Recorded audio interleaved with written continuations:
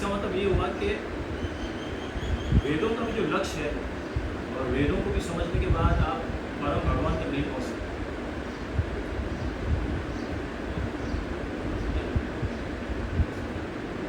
तो भगवान कृष्ण को जानने के लिए केवल उनकी कृपा चाहिए। उनकी कृपा के बिना हम भगवान को नहीं जान सकते।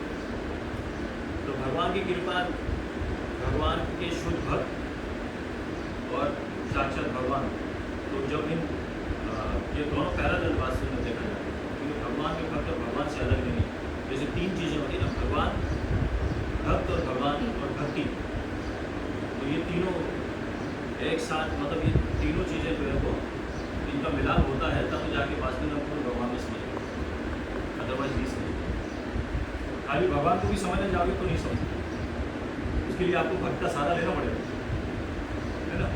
और भक्त के सहारे से तो फिर आपको भगवान की जो भक्ति की जो मेथड है वो करना पड़ेगा, है कि नहीं। तो अभी जो हमने क्रिया करी ये मेथड था भक्ति का, तो डिवोटी आ गए और भगवान भी है, तो तीनों कनेक्शन आया ना।